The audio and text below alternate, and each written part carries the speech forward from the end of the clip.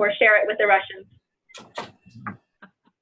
Okay, so for this Invested in Diabetes Peer Mentor training, today we're going to do part 1, and then we're scheduled to do part 2 on Wednesday. So for today, we're already well into welcome and introductions. Well, I do want to spend a few more minutes having you all share just a little bit about your journey with diabetes and how you came to be involved in this project. And then we'll do an overview of the Invested in Diabetes project, where it came from, how it's funded, what we're trying to learn. And then finally, we'll spend a little bit of time going through the curriculum for the group visits that the practices are using, and we'll model what one of these sessions looks like. We do have some videos that you can watch as well, and those are available in I can make sure you have links to all of those as well so that you can watch them and get a sense of what it looks like in practice whenever you would like. And then on Wednesday, we'll get into what the role of the peer mentor is. So what is diabetes peer support? What's the role as a group co-facilitator? We'll give you all a chance to kind of practice being a peer mentor, sort of role play a little bit. And then we'll talk about goal setting and the importance of peer mentors and helping people set goals that are actually feasible for them. And then finally, we'll round it out with going through the peer mentor expectations document, getting started with your clinic, and then we'll also talk a little bit about the learning community we would love to have you join. We have a really wonderful group of other people serving in this diabetes peer mentor role with our practices that are in this project from all over Colorado, and Kansas, and Missouri. So you all get to get on the phone together once a month and kind of share how things are going. And that's also our way of paying you a little bit to be part of this project, because we so appreciate it. But our funder doesn't let us pay for work. We can only pay you to be in training. So you get training today, paid for training today, and then you get paid for being on those monthly learning community calls. All right, so any questions before we go into your stories? No? All right. Sorry, that's my kiddo knocking on my door.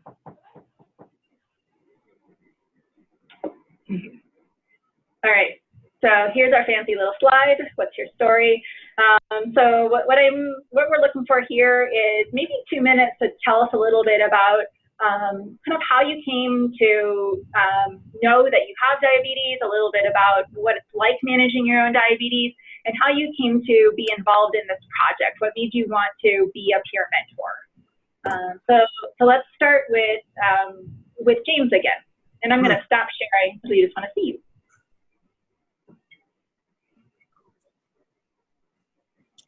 I didn't even know I had diabetes until I had to go to emergency rooms for a different reason. And when they were done there, he said I needed to find a general practitioner that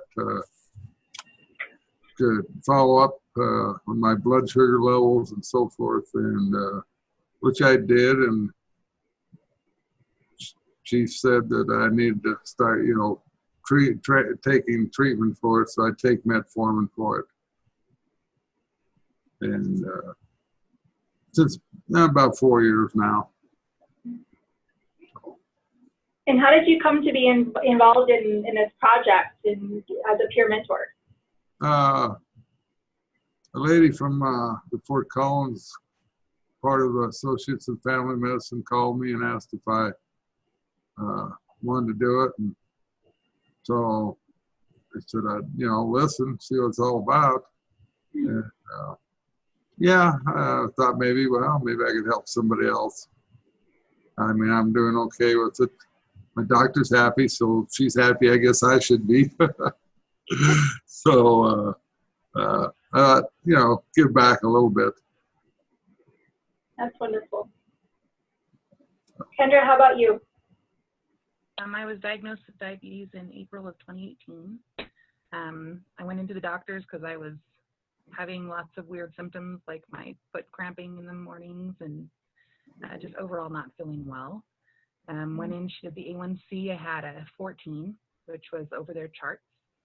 Yeah. At the time, she made me sit there for about 2 hours before she even let me leave, deciding on whether or not I should have to do insulin or metformin. Needles I don't do well with, so she decided to give me a chance with the metformin, and within 3 months, my A1C was down to a 5.9. So I've worked really hard to get those numbers down, and so because I've been successful consistently over the last year, my doctor asked if I would be a part of this program to help others. And so servant leadership is very important to me, and so that's why I'm a part of this program. Fantastic. Well, thank you. And Blanche, what's your story? There we go. I have been pre-diabetic for a couple of years, just sort of on that borderline. I did have a mother who basically died of complications from diabetes. And so it was something I was really kind of afraid of. And so I tried, and it just sort of, it never got really high. My A1C got high enough for my doctor to say, you need to lose weight, because I was trying to lose weight and I was exercising, but I wasn't really losing. And he suggested that I go with metformin that would help me lose weight. And it did. And then that brought down my A1C. So basically, I've sort of been in denial that I have diabetes, but I still say pre, because I don't have to take my blood sugar regularly. I don't do any of that. And so when I was asked to be part of this group, my first reaction was, well, sort of. I'm pre-diabetic. I'm not really diabetic. And my doctor, who is associate in family medicine, was like, yeah, but that's probably why you should, because you could be more, but you did a lifestyle change. And I ended up losing like 30 pounds and should exercise more. But when they asked me to do this, one, I work all the time. And so I thought it'd be nice to do something outside of work. And to help me embrace that I could be, it could be worse, and that this is something I'm going to have to work on. And it sort of helps me to not be in denial and to say there's more that I could do, even though my A1C is down below the level of considered diabetic now. I want to keep it that way. So I thought, if y'all think I could be useful, I'll give it a shot. Yeah, Blanche, that's such an important point that you're making there, and not an unusual experience. We've heard from a number of people saying, I might be experiencing some denial. I might not be taking this seriously. My numbers were over that point at one point, but they're not anymore. And so I really appreciate you opening yourself up to being part of this, given what your experience is. So I really appreciate that, and I think your perspective is very important. Thank you. All of you, thank you so much for coming to check this out. I'll go into a little bit more about the origin of the study and where it came from. But I just want to say up front that you all, the role that peer mentors serve for this project is what the patients and family members that we worked with to design this study said was most important to them. They wanted someone who has been there, done that, who knows the challenges, who knows what it takes to change your mind, to change your lifestyle, to help support them in this very challenging part of their life. So we really appreciate it, and we're so excited to have you.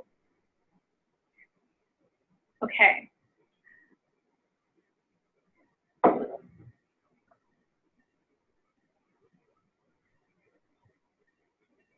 Okay. That's good. Okay, so this study is called Invested in Diabetes, and the idea is that we're helping people learn to take better care of themselves, that they're investing their own time and energy into learning to take better care of themselves when they have diabetes or might have diabetes. And the study specifically is testing 2 different models of diabetes group visits. So a group visit unsurprisingly, is defined as groups of patients meeting over time for comprehensive care, usually involving a practitioner, a clinician of some sort, who can prescribe medication for a particular kind of chronic disease or healthcare state, in this case, diabetes. How many of you have ever participated in a group visit or a group education class for diabetes? I have. You have? Can you tell us a little bit about that, Blanche? Gosh, it was several years ago, and it was at a hospital here in Fort Collins where they just had, it's like a diabetes class where they come and they explain what it is, and they give you, talk about diet, talk about what description of diabetes, and it lasted about a couple of hours, and then gave you some material afterwards. So just a one-time thing? It was a one-time, yeah. Yeah. And how did that go? What did you think about it? I didn't think much of it. Honestly, it was a little helpful to get the history, but again, that's when I was in denial. So it's like, I don't know why I'm here. None of this really relates to me, and it was more about taking insulin and how to do that, and I felt like it didn't really meet my needs at that time. Mm-hmm. Yeah. That's an important insight to have. James or Kendra, have either of you ever been part of a group class, a group visit? I had the same meeting that she did, and then I had a meeting, had another one with a nurse and a dietitian that you could go meet with too. And I had about the same reaction. I feel good. Why am I here? I'm gonna continue to do what I do, and yeah, learned a lot since then too, though. So I don't do quite what I used to do. Yeah, I was basically, I think, same class and stuff. And Kendra, how about you? You're shaking your head no. No. All right. So one of the things that both of you mentioned, Blanche and James, that you felt like, why am I here? What is this for? What is this for me? Am I in the right place? One of the things that's really important for this project is to make sure that we are providing what's called patient-centered care. And when I say patient-centered care, you can see a definition on the screen, but what does that mean to you? Kendra, when I say patient-centered care, what does that mean? That means meeting the needs of that in particular patient. So everybody has different needs and tailoring it specific to theirs. The first thing I thought of is the fact that all three of us are on metformin and none of us do the insulin, and so I'm curious how that will play out. Mm-hmm. So different medications, insulin dependence or not. What else? What else does patient-centered care mean? Lifestyle, different habits that we have. Really their emotional needs too. Oh yeah. What kinds of emotional needs? This is a stressful thing to go through, especially in the beginning. And so to have somebody there that understands where they're coming from, I'm sure is important. Yeah. So it's not just about take your medication. It's about change your lifestyle. It's about learn to manage the stress that comes along with having a serious disease. I mean, at least one of you mentioned having a family member who died from complications of diabetes. That's scary.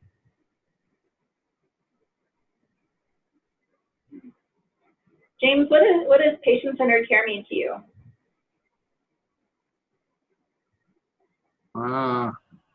I'd say probably for me more emotional than medicine.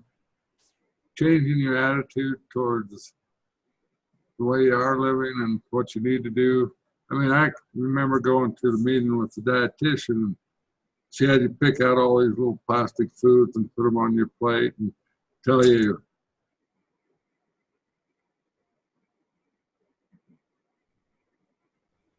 I got a little piece of spaghetti covered about a fourth of the plate. And I said, this I'm going to be hungry when I'm done. I'm used to a full plate of spaghetti because I'm a pretty healthy eater.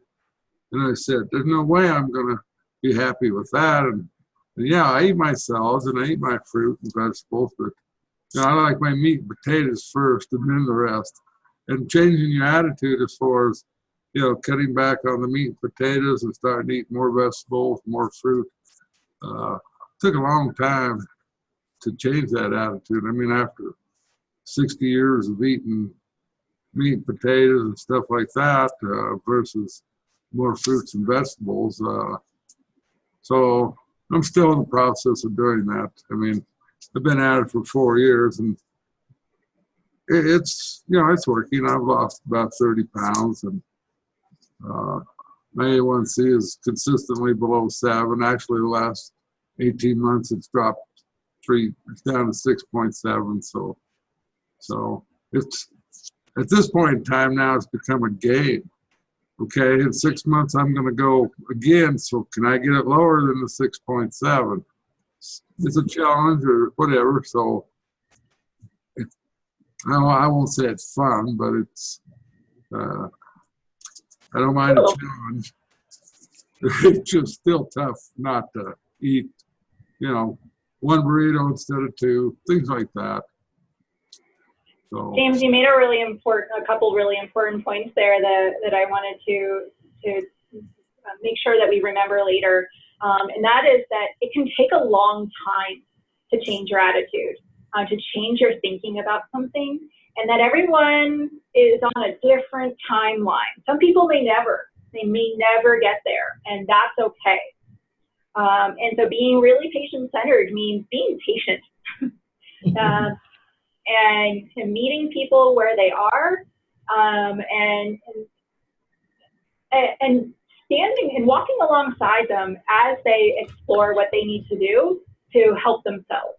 And that's not going to happen overnight. It's certainly not going to happen in one meeting where someone, has you put plastic food on a plate. It's a start, but this is something that takes place over time, and certainly, like, really the rest of your life, your whole life, is about trying to learn to make better choices and compete with yourself and see what you can do to be better.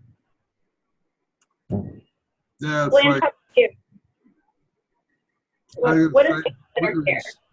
I'm going to say when you slide back, you have to bounce back and keep trying again. You don't give up. But it's easy to slide back. Good point.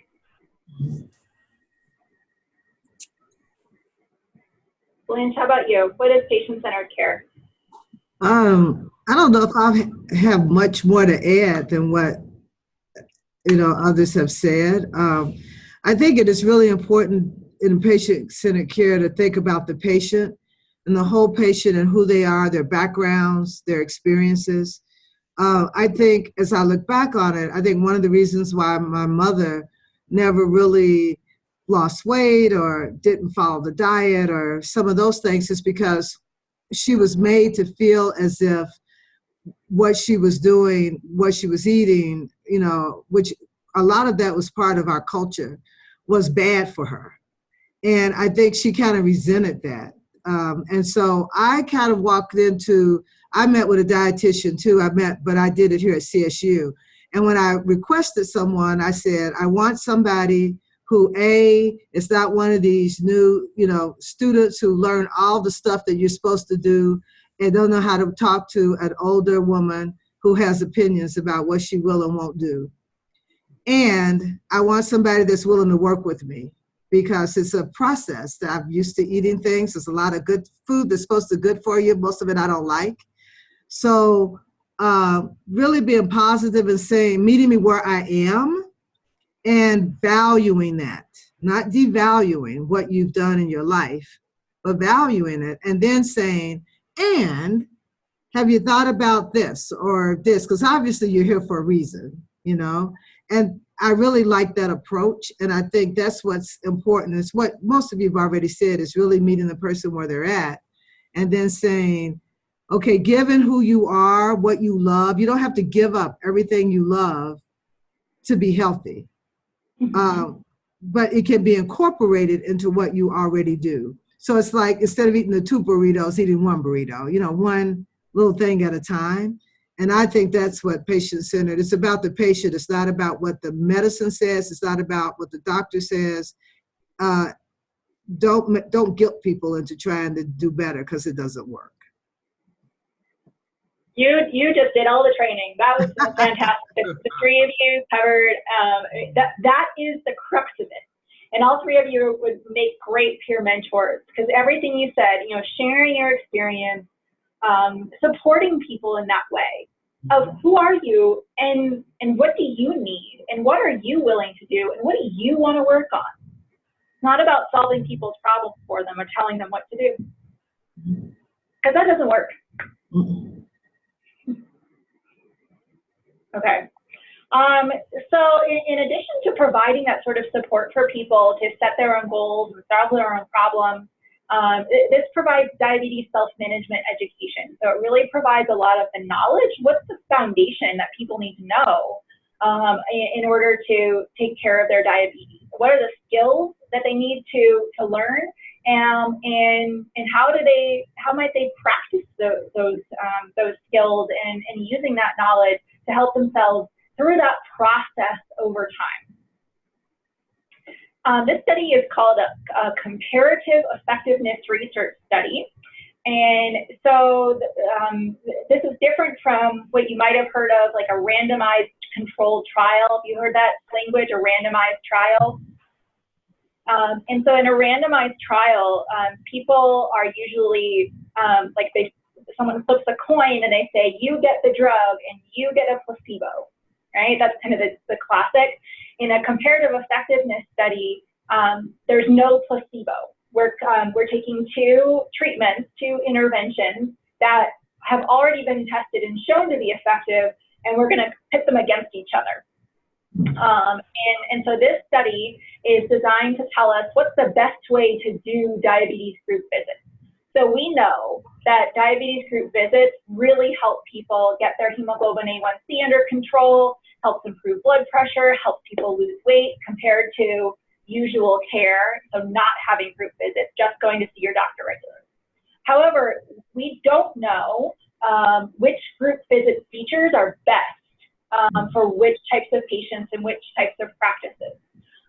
And we also, you can see that the research that's been done, it's done on what we call clinical outcomes, so like lab tests, and not on things like, do you feel less overwhelmed? Do you feel less stressed about managing your diabetes? Which we consistently hear from people that that's what they really care about. So James, you said something earlier, like, oh, I guess my doctor's happy, I guess I'm happy.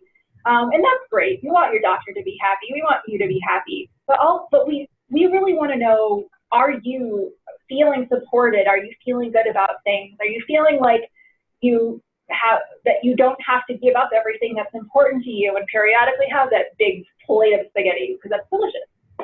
And every once in a while it's not. And so this study is designed to test which features of group visits work best. So you are all part of practices, and so actually one of the other differences is that we randomize practices to do one type of group visit or the other. It's not at the individual patient. So it's actually the practices that are our research subjects, not the patients in the practice. We're studying how well the practices do these 2 different types of group visits. So the patient-driven group visit model that includes peer mentors also has a curriculum that patients pick the topic order and how much time they spend on the topic. And that's different from our other condition where the topics are set in advance and the people who lead the groups follow the order and they follow how much time you spend on each topic. So does that make sense? That the patients are like, here, pick from this menu of topics in whatever order you want, so that they're spending time on stuff that they want to know about. And then there is what we call a multidisciplinary care team, and specifically what that means is that there's a person who has expertise in general health education, but there's also a person who has extra training in mental and behavioral health who comes and leads a couple of the sessions. So you all mentioned that sort of stress and emotional aspects of having diabetes. There's often a lot of mental illness that goes along with having chronic disease, or people with mental illness often get diabetes. It goes both ways. Their medication actually gives them diabetes, which is rather unfortunate. And so having people who have that different levels of professional training is to deliver the content in the curriculum. We know that works. We don't know whether that works better than just having one person. And then finally, the other difference between conditions is you, the peer mentors. Okay, so I mentioned a couple times that the curriculum we use that we use a curriculum, and it is what's called a skills building curriculum. And in Blanche's words, it includes the whole person. So not just here's how you manage your diabetes, but also all of the lifestyle change and the behavioral health, the stress and the coping aspects that go along with having diabetes. So there are 7 modules, in what we call TTIM, T-T-I-M, Targeted Training in Illness Management. So you might see that acronym in various places, and that's what it refers to. It's the curriculum. And so the 6 main content modules, the 7th module I'll talk about a little bit later. It's basically a celebration at the end when it's all done. So the TTIM curriculum includes a module on getting started, so an introduction to diabetes, the role of stress and mental health in managing diabetes, the diabetes complications. So there's a little bit of a balance of here's bad things that can happen, and then the benefits of change. And so starting off with that, I say it's kind of scaring people a little bit, but then giving them the confidence that they actually can do something to make a difference. And the peer mentors, I think, can be really helpful here in helping people sort of digest that tension of, if you don't do something, something really bad can happen, but also it's in your control to do something about it.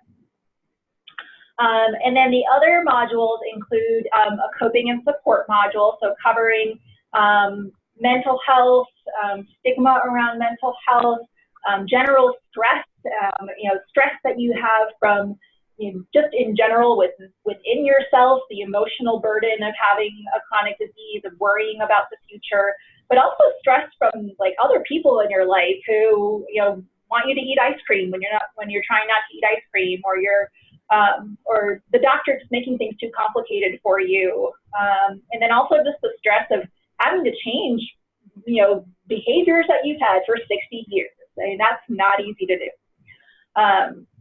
And then how to get support from your doctor and from other important people in your life. And then there's a whole module around problem solving. I love this module. It teaches something called the IDEA approach.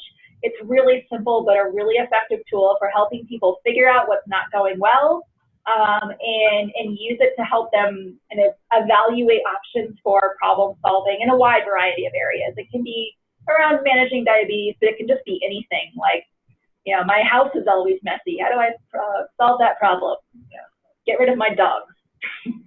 And then there's a module on the basics of diabetes, something a lot of people need to know. Whether you start with that or not, it's up to them. But it covers things like blood sugar monitoring, doing foot checks, taking medications, and this also teaches a goal-setting skill. Then there's everyone's favorite nutrition module, and then there's a lifestyle change module that covers exercise, sleep, and routine, the importance of routine. Any questions about what the curriculum covers so far? How does that sound? Sorry, go ahead. No, Bethany, I was just going to say I have to leave. Okay. Nice to meet you all. Hopefully I'll be able to join the next training. Thank you, Anwara. Yep. Bye-bye. Bye. Bye-bye.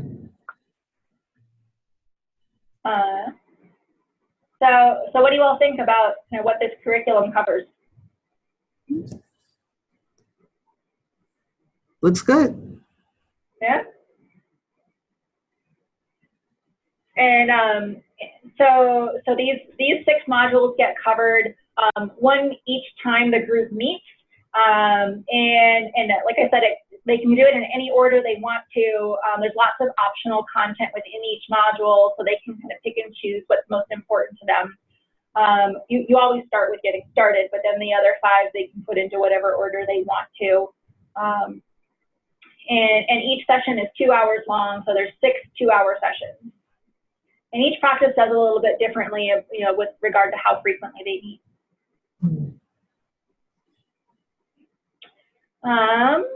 So I already talked about this a little bit, but who's on the care team?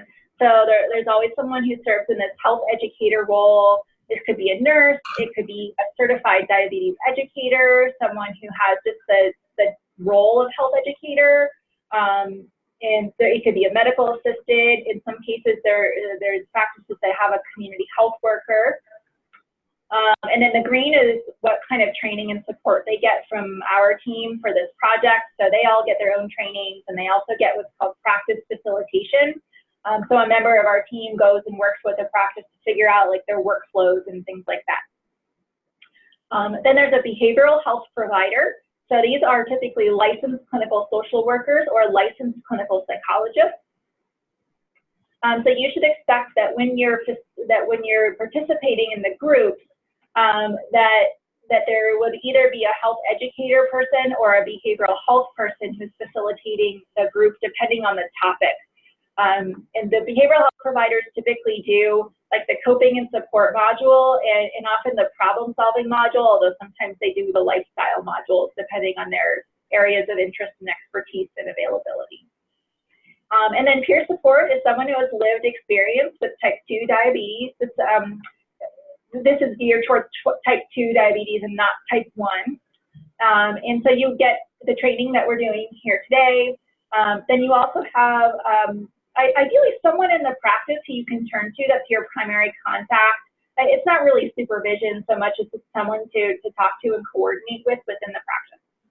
And then we do offer a learning community that I already mentioned. So we run this monthly learning community where all the different peer mentors get together and talk amongst themselves. We also try to do a little bit more education each time, just so we're not overwhelming you all at the beginning, but giving you little bits and pieces of more training as you go.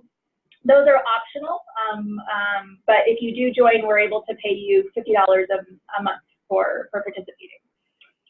And then because these are group visits and not just group education, the patients do step out of group briefly to have a visit with what we call a prescribing provider. This is a clinician who can prescribe medications, and they do one-on-one medication management and referrals with patients. So the overarching groups are not intended to provide individual health care. It's more kind of general topics for helping people set their own goals and learn skills. For individual health care, they're able to go have these one-on-one visits with the prescribing provider.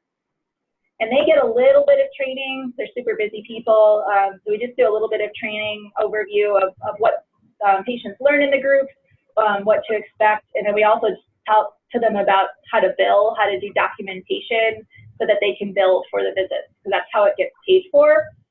I'm not sure if that's something that you've all thought about, but we have heard some people express surprise that even though this is a research project, that actually that the services that patients participate in, that they get paid for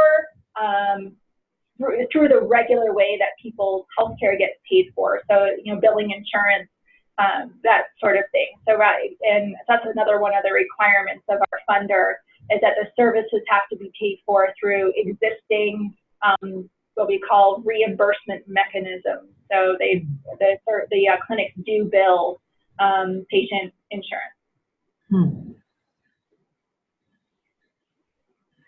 Okay, so what is the role of the peer mentor?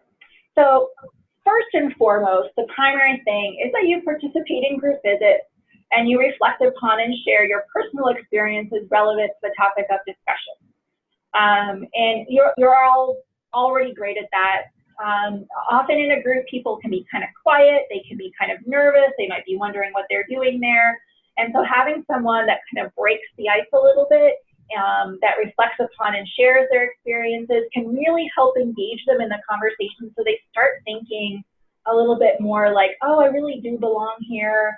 I guess this is possible. This is, these are people who've done this successfully, who know what it takes to be successful, who know what it takes to struggle, that they can feel like they belong there a little bit more. You can also help model the activities. So rather than having the nurse show people how to do foot checks, you can help. Rather than having the nurse show everyone how to check their blood sugar, you can show them. And there's just a difference when someone who has to do this every day is actually demonstrating something.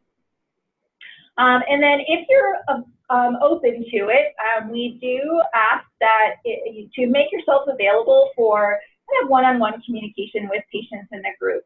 And so just, brief phone calls, text messages. So if there's someone in the group and you're talking in the group and you say, oh, I really love going to this cooking class. I've learned so much about this cooking class. And they say, oh, I would love to learn more about that. And you say, well, let's set up a time, for just the two of us to talk, and I'd be happy to share my experiences with that. Or I'm really struggling with, getting my doctor to realize that I don't think of myself as having diabetes, and I don't want to be on metformin anymore. Do you have any tips for me about how to talk to my doctor about that? And so you could, say, let's have a conversation where you would support them in kind of figuring out how to have how to communicate, use some of the skills around communication that get taught in the class with their doctor. But without necessarily saying, it's totally fine to stop taking your medication, because you wouldn't want to do that. And then we are learning so much from all the peer mentors about how to take care of people with diabetes. And so we look to you to tell us, how's this project going? What else can we do? What else can we learn? What else can we study? Because as I mentioned, the most important thing for this study is to be patient-centered. And to help us learn about what that is. So this is someone who, again, has lived experience with type 2 diabetes, or at least the idea of type 2 diabetes. And we say 2 or more years, that's not required. And ideally, this is someone who understands how to navigate the health system in your community, and has an engaging personality, who's proactive and self-directed, but also works well with the team. And I think you all follow. Any questions about the overview of what the role entails? We'll go into it in a lot more detail on Wednesday. No? Okay. Anytime you have questions, don't hesitate to ask.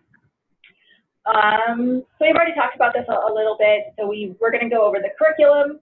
We're going to talk about what it means to facilitate a group.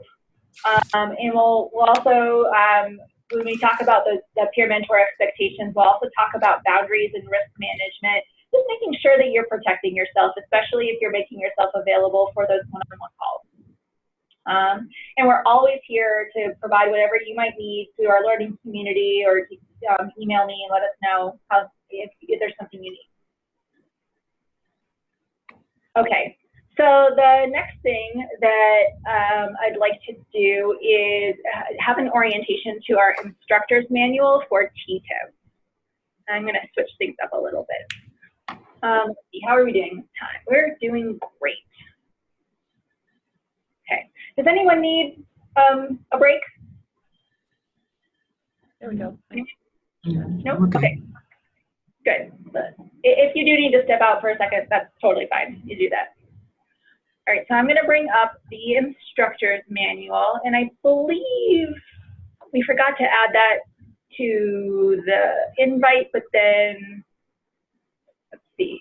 Oh yeah, there it is. So it got attached just today. So you have it electronically. We'll make sure everyone gets a paper copy of it as well. But I'll walk you through it so you know what to expect. So the first thing to know about this instructor's manual is that these are the materials that the person in the practice who is leading the group that day will be using. It does have scripts for them to follow in here, but you have no scripts you need to follow. It's more just a, share your experience sort of thing. There's a few things in here where it says, oh, this is a really great opportunity to bring the peer mentor in, have them share their experience, have them demonstrate this activity. But this is, we give this to you so that you know that it's here and what the topics will be, but there's nothing that you have to do with this document.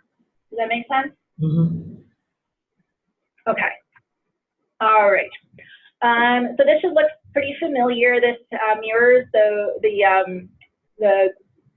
modules that I talked about in the TTIM curriculum. So introduction to diabetes, diabetes basic self-care, and then there's two different versions of Module 3. There's one for kind of the general population of people with diabetes. So this is general stress and coping. And then there's one that for people that have a serious or persistent mental illness. And so and it goes into more about having a mental health condition and managing your mental health condition when you have diabetes. And the practices are able to decide which one makes more sense for that group of patients.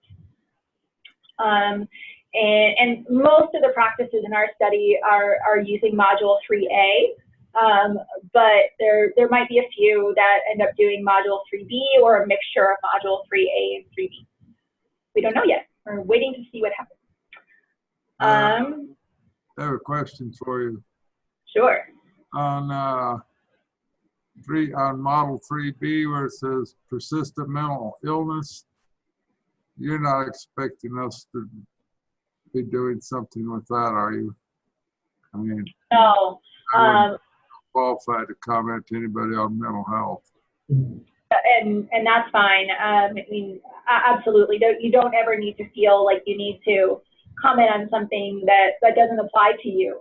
And like I said, it's unlikely that this topic would be something or practices that would be covered. But if it is, this is where those behavioral health providers are really important. So this would be a module that would be almost certainly covered by the behavioral health provider. They would be there to address that particular topic. Okay. And then Module 4 is the problem solving and talking to your doctor module, the nutrition and personal care plan, something looks a little funky there. It's missing its title, but there's the lifestyle change module, and then Module 7 is very brief. It always comes at the end, and it's where people get to talk about kind of what have they learned over these 6 sessions. Have they changed their attitudes at all? Celebrate their progress, and then also acknowledge that people put in a lot of work and a lot of time to participate in this group, and so there's a little celebration at the end to just recognize everything that people do to participate. Okay, so there's an overview of the group visit curriculum. I'm not going to read it to you. And a couple of key points is that, like I said, this is 6 2-hour sessions, and it's what's called a closed group. So the same group of patients are supposed to participate in all 6. And then they start over again at session 1, and a new group of patients join. Sometimes that's the way it works out, sometimes not, but this is the real world, and we're not telling the practices what to do. Let's see. Okay. All right, so then one of the other things that's covered here, and we'll go into more detail on this on Wednesday, is group facilitation. And what does that mean to facilitate a group? What does that entail? What kind of techniques can you use to help get people to talk? And one of the important things to know is that this is not just everyone sit there and listen and learn about your diabetes and learn what you can eat and what you can't eat. There's really very little content that people are being taught. It's more about getting the group to talk to each other and share with each other. And so a lot of this, the skill of the leader is in facilitating those conversations. And so you're trying to get people to be engaged, to be motivated, to share their experiences, to work on practicing skills, to participate in group activities, and it's less sit there and learn and take a lot of notes. It's not classroom. Does that make sense? There are lots of visual aids and handouts that we provide along with the curriculum and that we encourage practices to use. They can use PowerPoint presentations. They can print out all the handouts. They can print out, big, printouts of the handouts themselves so that everyone's looking at the same thing. They can write on a whiteboard. There's lots of ways that they can make use of all the materials that we're providing. Okay. All right, so then what you'll see in the curriculum is each one of the modules are organized similarly. So there's always the title of the module, and then there's a list of supplies and equipment that are needed for module 1. You don't need to worry about this. I'm just telling you so that you kind of know what to expect. But things like name tags and flip charts and markers and light snacks are great to have.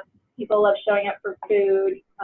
Most of these are the same for every session. For every module, there's a couple of things that are specific to that module. Like here, we recommend having some sample pictures of what warning signs of type 2 diabetes complications look like. T2DM is an abbreviation for type 2 diabetes mellitus. We also like to encourage having door prizes. Some practices are doing this and some are not.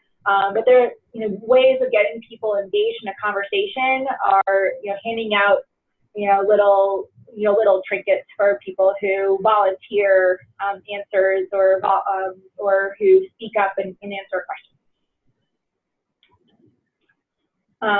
So one of the things that is important for this patient-driven condition is the patient selecting the topic. They do this at the end of the first session. The other condition does not do that. They just do what they're told.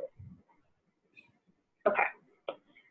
Oh, this is a very old version of our instructor's manual. Hold on, let me bring up the right version.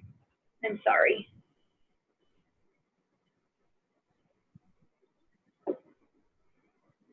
Stephanie, you said that you would send us a copy of this, is that correct?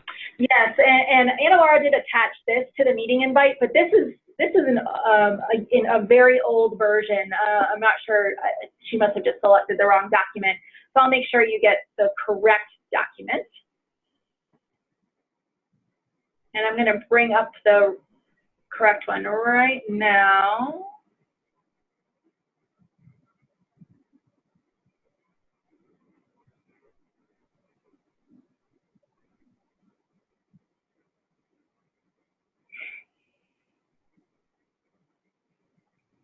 We also have it in Spanish. Anyone wants it in Spanish? I'm going to disconnect for a minute and then I'll come right back on. Oh, okay, yeah. Thank you.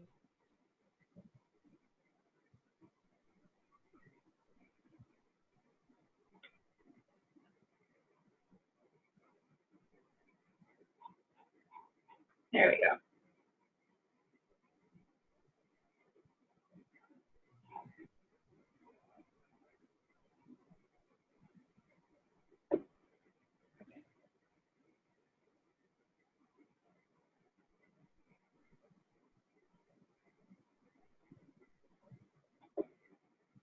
Okay, here we go. We did a little work to make it a little bit prettier.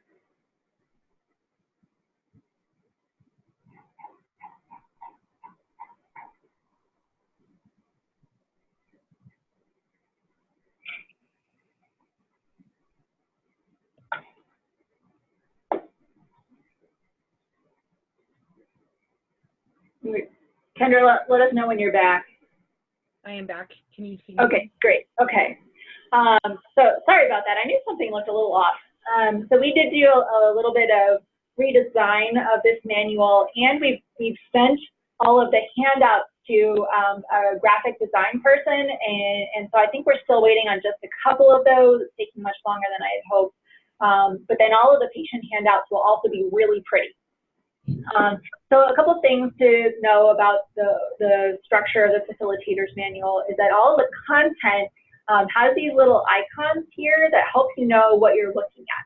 So this little arrow here, these are instructions to the group facilitator, so you know like what you're supposed to do in that section. Then there are scripts, so these are things that get said. Again, not scripts for you, for the practice team member.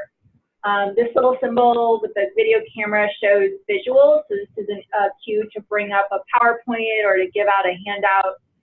The little picture of the house is where to introduce some home practice. We didn't want people to feel like children, so we didn't call it homework. And then the picture of the 3 people is where there's a group discussion. Most of these group discussions have like discussion questions that get posed. That the health educator can kind of pose a question of, discussion point for the group.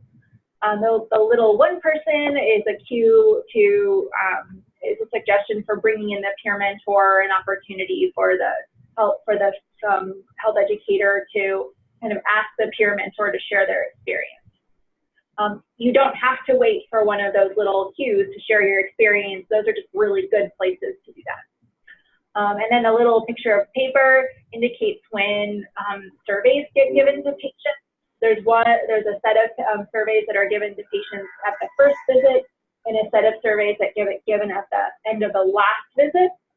And those surveys are really important for lots of reasons. Number one is there are data for our research. This is what we're studying, and there are questions that are things like, how stressed do you feel? And how motivated do you feel to take care of yourself? That kind of thing.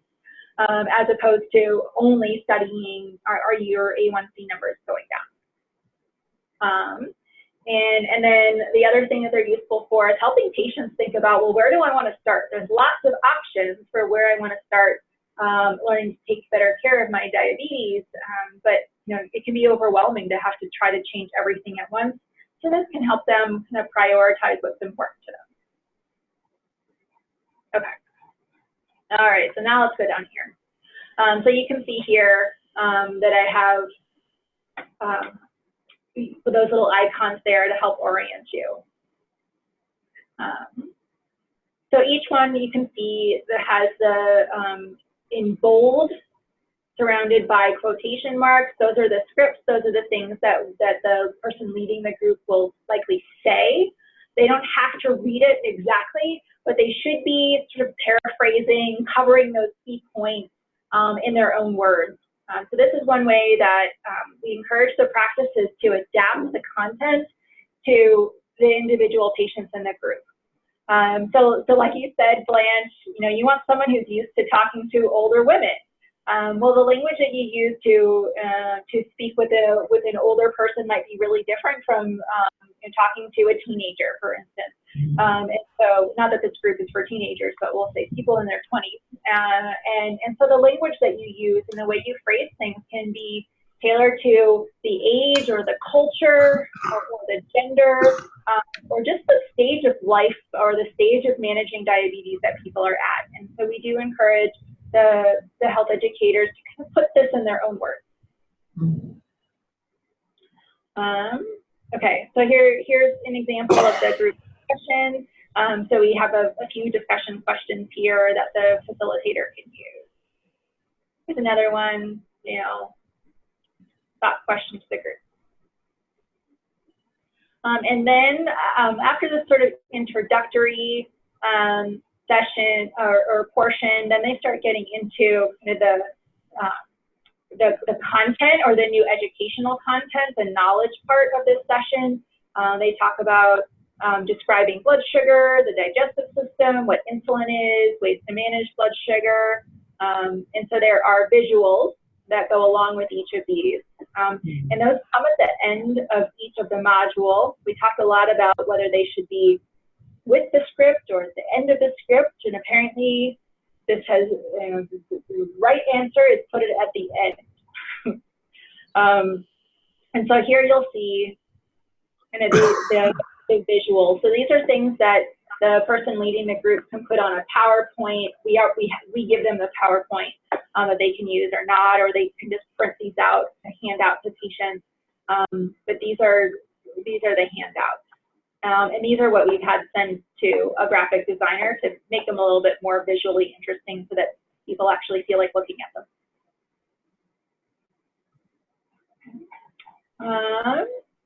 And then one very important thing at the end of each module is a summary. So we ask people to kind of share, what did you learn? And what's really nice about this section is that you're not telling people what they learned, you're asking them to kind of tell you what it is that they learned, anything that stood out for them. And it's really interesting sometimes to hear what people kind of absorbed and what they didn't, like what they really are taking away from this educational opportunity. Any questions about the structure of the manual? What do you think about the layout? Does it seem like it makes sense? Yeah. Okay. All right. So I have been talking a lot, and I want to give you all a chance to kind of reflect on what you've gotten out of what we've been talking about so far. So Kendra, I'm going to start with you, put you on the spot just a little bit, if you humor me. What are like 2 key points that you've gotten out of what we've been talking about for the last hour and a half? 2 key points.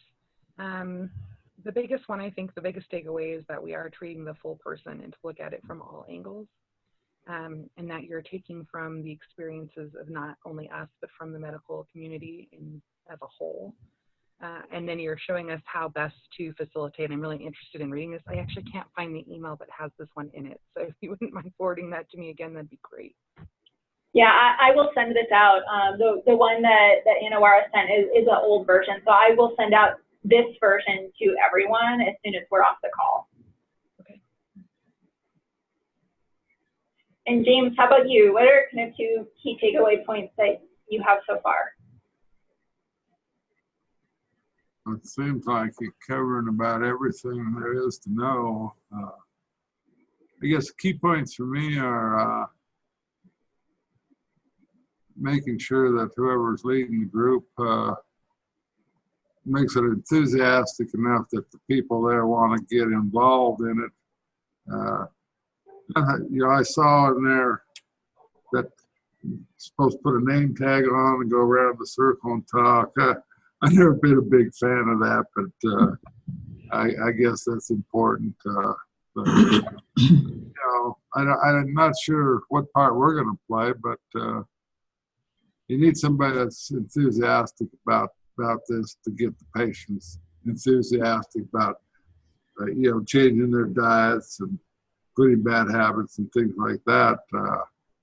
It's more down to earth rather than more technical as far as I'm concerned.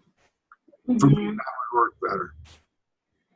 Absolutely. I think that's a really important point, that the technical details aren't as important as, the down-to-earth personal stories of how do you do this? Blanche, how about you? What are some key takeaways so far?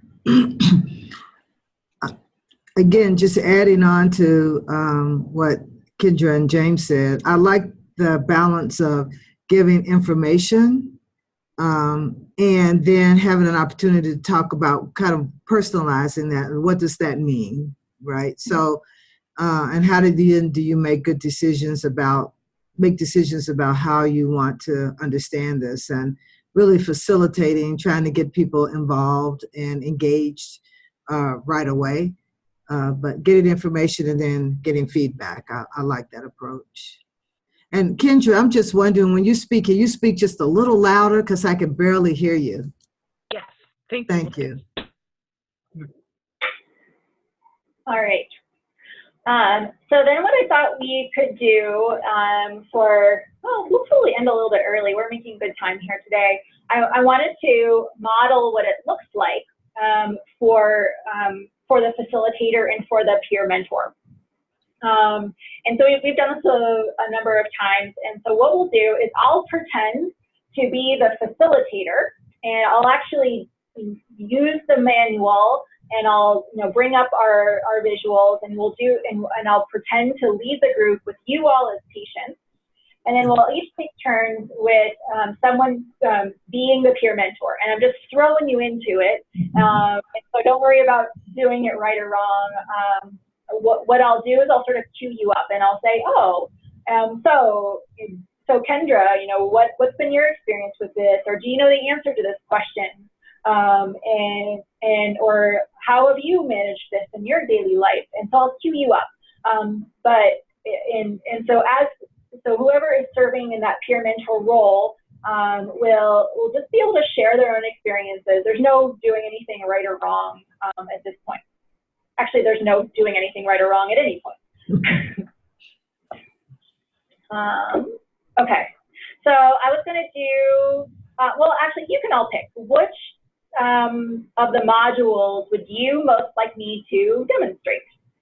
So there's diabetes basics, there's problem solving, stress and coping, nutrition, or lifestyle change. James, do you have a preference? No, I guess if we're going to be going to meetings and stuff, they're going to be starting with the basics, right? Maybe. It'll be up to them. Well, won't it be up to the group too? I mean, true. I would think that, why would you want to start in the middle without having some basic knowledge of it? Good point. I mean, I don't know. So we have one vote for diabetes basics. What's that? So we have one vote for diabetes basics from James. Kendra, how about you? Is there one that really jumps out at you? You don't all have to pick the same one. We can do a little bit of multiple. I am good with the diabetes basics also. Diabetes basics, okay. And Blanche, you gonna go with the group, or are you gonna go out on a limb? I'm gonna go with the group. Okay, all right. You're so agreeable, all of you. Okay, so let me bring up, I'm gonna pull up another document here so I can do it like I would really do it.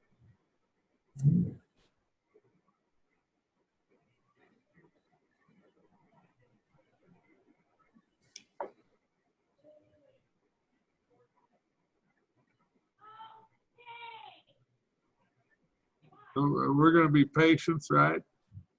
You're going to be patient, so we could be not obnoxious, but we could say, well, we don't want to listen to that.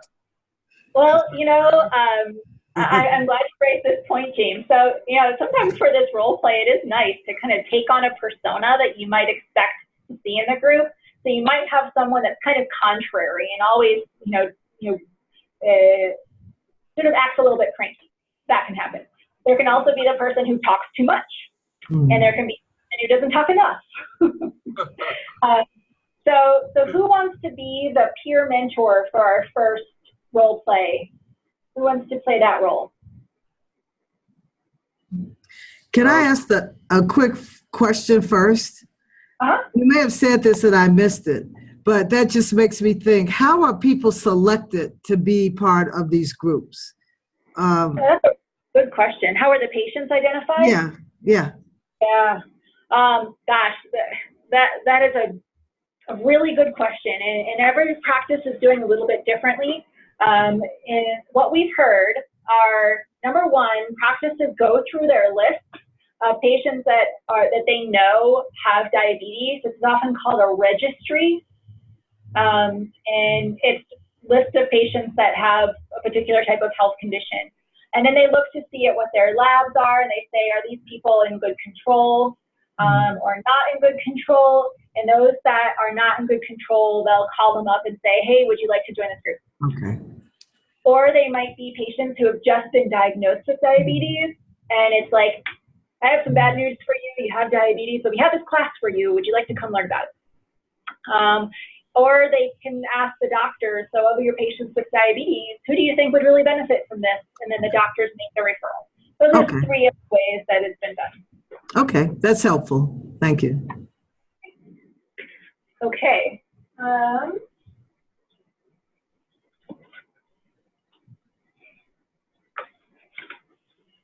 So I have the manual printed out in this binder here, and I'm going to have it on my lap. And then I'm going to show you these PowerPoint slides as we go. All right, so we are going to do diabetes basics. I'm sorry. So James is going to be the raise your hand to be peer mentor this first time around.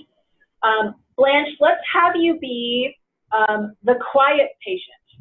Okay. We need to actively try to draw you out.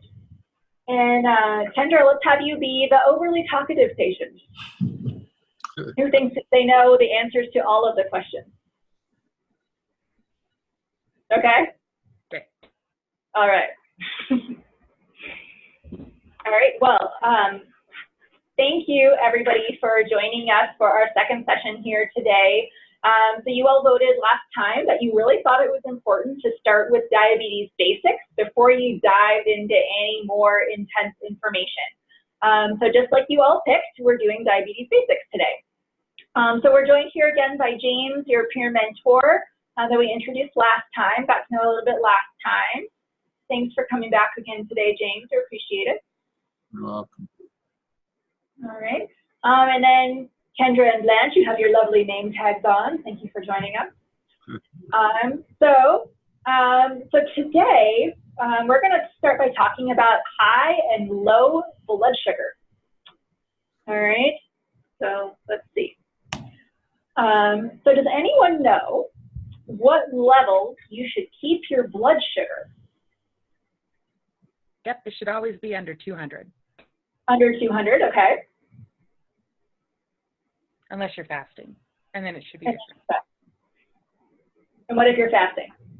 It should be under 120 if you're fasting. Under 120 if you're fasting. Very good. All right. All right. And when are your blood sugar levels too low? Under 70. Under 70. Great. Okay. And Blanche, is that what you've heard as well? 270? Is that the range you've heard? I didn't know, so that's helpful. I wasn't sure. Yeah. And James, as our peer mentor, well, what have you been told is the right range for your blood sugars? They've been giving me the A1C, which, you know, like 7 and decimal points down. So I have to think about what number that would be. But I think 7 is around 150, I think, without having the chart in front of me. So 7 or less is what they've been telling me.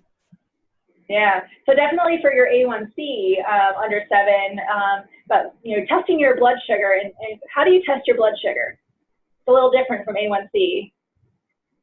You talk about you prick your finger. Yes, when you prick your finger. Yeah.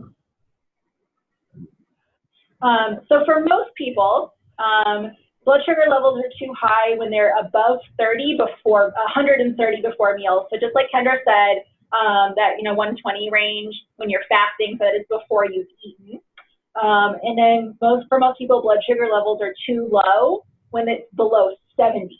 But the important thing to know is that everyone's a little different, and every doctor is a little bit different in what they recommend. So if you aren't sure what your level should be, ask your doctor. So everyone goes to meet with the doctor, steps out of the visit for a little bit to go meet with the doctor, and that's a great thing to ask your doctor when you meet with them today. Is what should my blood sugar levels be? What's the range for me? Okay. All right. So here's another question for you: is what can make your blood sugar be high? Candy. Candy, right? Potato And chips, why? because it's got a high glucose level. It does have the high glucose levels, and that can make your blood sugar go up. Remember, we talked about in session 1 about kind of how our body processes blood sugar and puts sugar into our blood. Remember how we talked about that last time? Yeah. All right, great. What else? What else can make your blood sugar too high? Anything high in carbs, potato chips, cereal. Carbs, potato chips, big plate of spaghetti. Blanche, what are some things that you know can make your blood sugar high? All my favorite foods. All your yeah, Yeah, like juice, Yeah. juice. some fruit juice. Mm-hmm. Yeah. Yeah, donuts. So definitely eating too much or eating certain foods can make our blood sugar get high. There are some other things that can make your blood sugar get high. So if you're not taking your diabetes medication, your blood sugar can start creeping up. And that's if you're not doing it regularly, but maybe one particular day you're noticing that your blood sugar is like much higher than it usually is, and you say, oh, what's different? Maybe you forgot to take your medication that day. If you've been sitting a lot, if you're not getting enough exercise, feeling really stressed. So you might notice that your blood sugar levels, like you've eaten well, you've taken all your medication, you went for a walk, but for some reason you're feeling really stressed, your blood sugar levels can go up. And then also, if you have an infection. So when you're sick, it's a form of stress on your body and your blood sugar levels can go up. Interesting. Okay, so then how do you know if your blood sugar is too high? What symptoms or signs do you experience? You start feeling dizzy. You feel dizzy, right? And Not great, but yes. You get tired. Uh-huh. Yeah.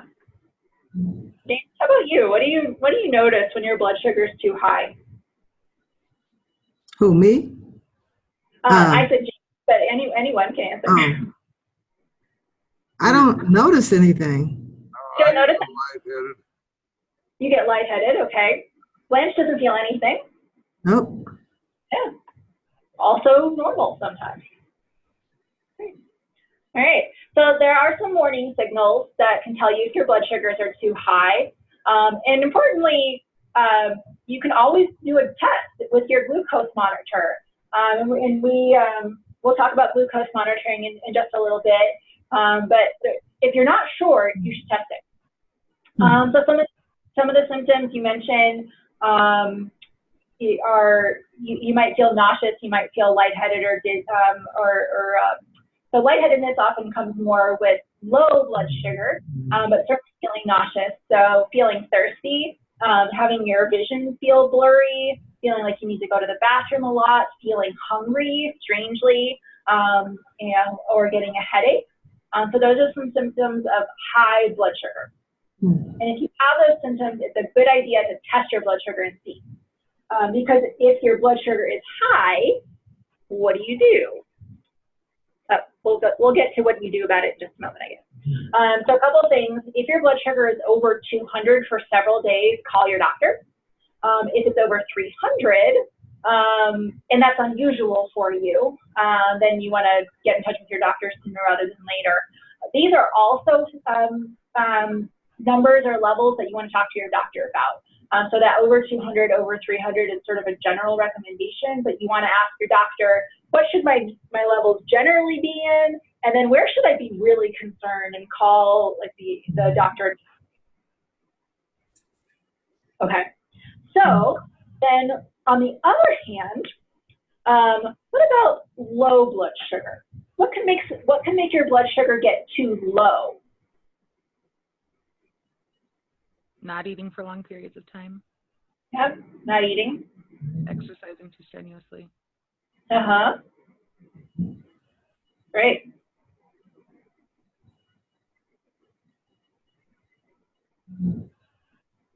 Blanche? Anything that you've noticed?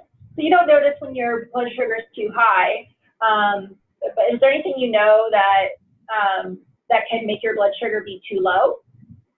This is true even if you don't have diabetes. Besides not eating, dehydration maybe? Yeah, that's a good one. If you're taking too much medication, Oh, yeah. too much of your medication, that can make your blood sugar go too low. That's a good time to talk to your doctor and say, hey, maybe they can lower my dose a little bit. Well, If you drink on the medication, would that happen right when you took it, or could that happen anytime? That's a really good question. I don't know the answer to that, and that's a great question to ask your doctor. Okay. If you drink alcohol in an empty stomach, that can lower your blood sugar. It's also a good tip to bear in mind. Blood sugar is too high. Or remember how I said that your blood sugar can be too high if you have an infection? Sometimes your body sort of swings the other direction when your infection goes away, and your blood sugar can get too low when you get better, when your infection heals.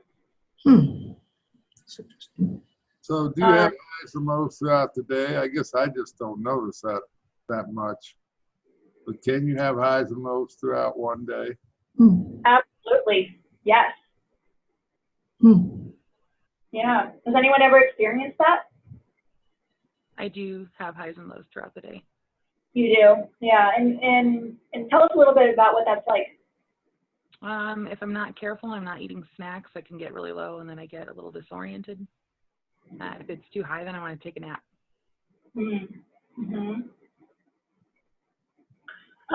There's also something called an insulin reaction. So anyone ever heard of that term, an insulin reaction? So this can happen if your insulin levels are too high. So bear in mind that they would have learned all about what insulin is at the first session. And so when your insulin levels are too high, remember what insulin does is it helps get your sugars that you eat into your blood. It's like a key that opens up your cells to let sugars into your blood. Remember that? Yeah. And so that can, and so if there's too much insulin, that can cause sort of a drop in blood sugar. So this can happen if you take an insulin shot and then you skip a meal. Low blood sugar happens more often when you're trying to keep your sugar level near normal. And that doesn't mean that you shouldn't try to keep your blood sugars in control. It just means you have to pay attention to how you're feeling and check your blood sugars regularly. So then other than checking, obviously, how can you tell if your blood sugar is too low? So what are some things that you notice? You already mentioned kind of weakness before as one of the symptoms. What else? What are some other ways that you can tell when your blood sugar is too low?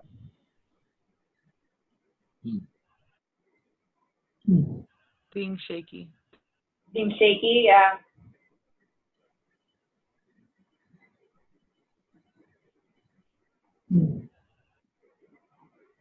So you might feel sort of anxious or irritable. I know when my blood sugar gets too low, I get super cranky. Sometimes it's called being hangry, right? And you might feel like your heart is like beating really rapidly. You might feel your vision is a little blurry. You might feel weak. You might start to get a headache. You might start sweating, and you might also feel hungry. So what you might notice is that some of these symptoms of low blood sugar are the same as symptoms of high blood sugar. And so if your blood sugar is too high, you treat it one way, and if your blood sugar is too low, you treat it another way.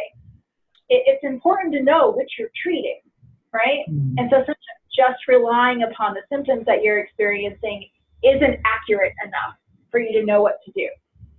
So what do you do if you're experiencing one of these symptoms and you're wondering, what's my blood sugar doing? What do you do? Check your blood. Test it? Yeah, exactly. And how do you test your blood sugar? With a meter. With a meter, very good. Blanche, do you have a meter? I don't. Don't, yeah. And James, do you have a blood sugar meter?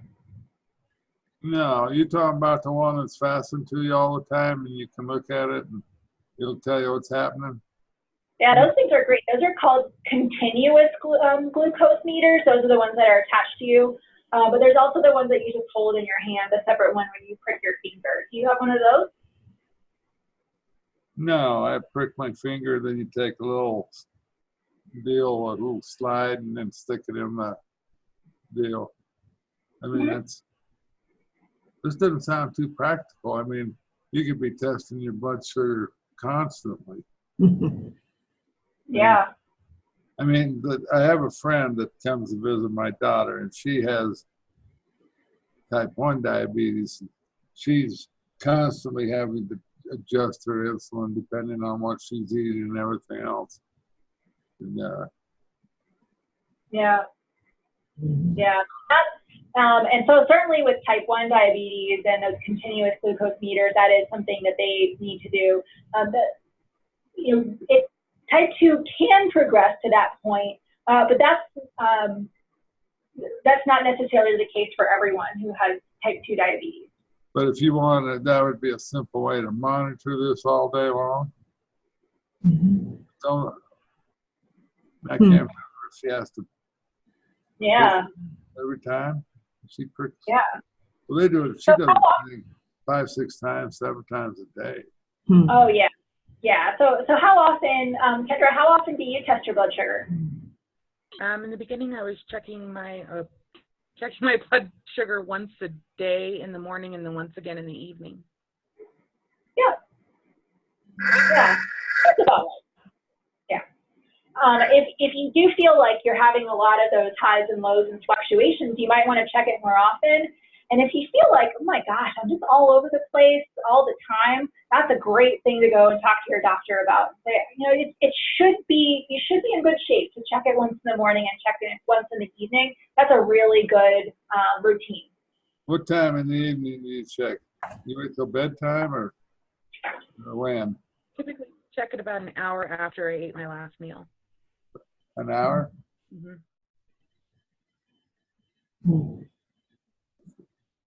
Great. Okay. So if your blood sugar is too high, if your blood sugar is too low, it's really important to actually, you know, do something about it. So if your blood sugar is too low, then there's something that you can do called the 15-15 rule, because you want to get your blood sugar up when it's too low. It can actually be very dangerous. You can pass out if your blood sugar gets too low, and it can damage your body if it gets too high. So it's important to actually consider that you need to treat yourself medically when your blood sugar is too low. So if you're having symptoms of low blood sugar, test your blood sugar level using your glucometer or your glucose meter. And if your sugar is below 70, you should eat 15 grams of carbohydrates. And this should be close to pure sugar, really. This is not dessert. This is a treatment, a medical treatment. And then you wait 15 minutes and you retest your blood sugar using your glucometer to make sure that it's come back up above 70. So 15 grams of sugar, wait 15 minutes. And then, yeah. If it hasn't come up above 70, eat 15 more grams of carbohydrates and wait another 15 minutes. Okay? If you don't have your glucometer with you, if you're pretty sure, you're like, I'm like so dizzy and I'm about to pass out, I'm definitely low. And as you test your blood sugar more often, you'll learn your body more, and you'll say, oh, this is definitely a sign of low blood sugar for me, or this is me having high blood sugar, and you learn kind of what your signs and symptoms are that seem to correlate with your numbers. Okay? So what are some foods that are 15 grams of carbohydrates that you can use to treat low blood sugar? Anyone know? What are has anyone ever done this and done the 15-15 rule? No? No. Okay. No. So if you do have low blood sugar, the best choices of things that have 15 grams of carbohydrates are a medium banana, half an apple or half a cup of applesauce, half a cup of fruit juice. 100% grape juice is a really good choice. You might always want to have a little bit of that on hand just in case, or a small box of raisins. And so what do you notice about all of these? Fruits. They're all fruit. Yeah. Fruit's pretty high in sugar, natural sugars. Is that what we're looking for? Natural sugars? Natural sugars. Those are always the best. It's not always possible. And so some other things in case of an emergency are 2 to 3 packets of sugar, like, you know, those little sugar packets you get in a restaurant, 2 or 3 packets of sugar, it's about 15 grams, a tablespoon of honey, like a whole package of Lifesavers. That's a lot of Lifesavers, but in an emergency, do that. A half a cup of soda. Importantly, not diet. Why not diet? Because it has no carbs. It says no sugar, right? Right, there's no sugar. Right. So that won't help you. Or 1 cup of non-fat milk. Does anyone know why it should be non-fat milk?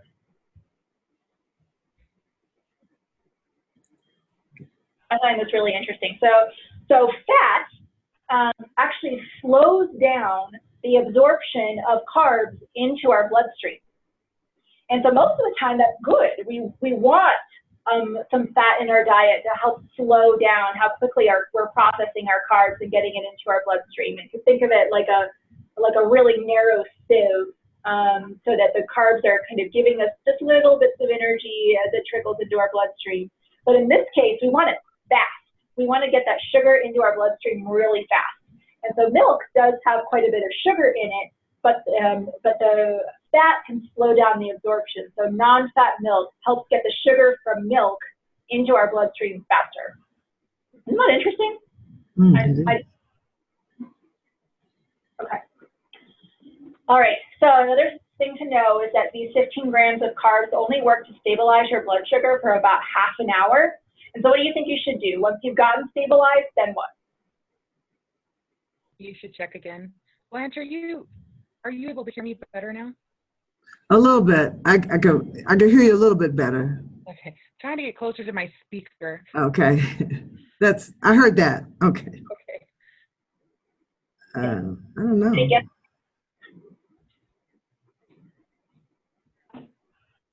So there's 2 things you can do. So eat like a regular meal. Oh. That will help get your blood sugar up, like a really good healthy meal within about a half an hour. Or if you're not in a position to have a whole meal, have a snack like crackers with peanut butter or a slice of cheese. So what's important here is that something that has fat and protein in it. So now you've stabilized your blood sugars, and now you want fat and protein to help you get your carbohydrates kind of processing more slowly again, but still coming into your body. So you want those carbs from the crackers, and then you want the fat and the protein from peanut butter and some cheese, or some cheese, not both together. That'd be gross. Can people experience high and low blood sugar who are not diabetic? Oh yeah. Okay. Yeah. I'm feeling a little low right now. I might get my cashews out. And actually, having fluctuations in your blood sugar level, even when you don't have diabetes, contributes to weight gain. And so having stable blood sugar throughout the day is a really important strategy for managing weight in general. So if you meet with a nutritionist to say, I'd like to learn to lose weight, one of the things I'll always say is you want to have a high protein snack every 2 to 3 hours. Yeah, they do say that. Stabilize blood sugar. It's true. Okay. And then learn. Like I said, try to figure out what's going on. Is my blood sugar high or low? What's happening? Have I been eating enough? Have I been eating regularly? Am I getting enough protein and fat in my diet? And so you're kind of learning over time about your own body and how your own body reacts. You might find that there are certain times of the day when your stress levels go high. And remember what I said, what can happen when you have higher levels of stress to your blood sugar? Goes up. It goes up. And then what happens when your blood sugar goes up? What are some of the symptoms? Who remembers? You get a headache. Yeah. Yep, you can get a headache. You can get hungry. And so this is something that happens to me, is that I get home from work, I just spend an hour sitting in traffic in the car, and I'm really annoyed, and I walk in the house, and like I can just feel that my stress levels are going up, and then I get super hungry, right? And I eat all of the chips. And so my nutritionist told me, you know, have a high protein snack, like maybe even a protein shake in the car while I'm driving home, so that when I get home, my blood sugar is stabilized and I'm not like eating all the chips.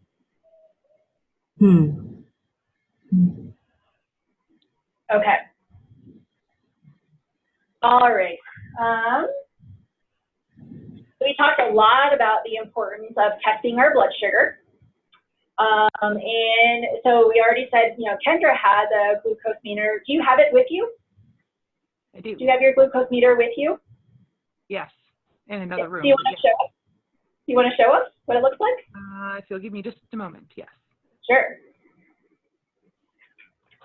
So this would be something that a peer mentor would do. They would have their glucose meter that they would then demonstrate it to the group. And so this is something that you can do as a peer mentor. Obviously, if you don't have one, you wouldn't be able to do that. But if you do have one, I encourage you to bring it and demonstrate for the group. So I've never tested my sugar. And when I asked my doctor, he felt like I didn't need to. So should I be? I mean, I don't even know how to do it.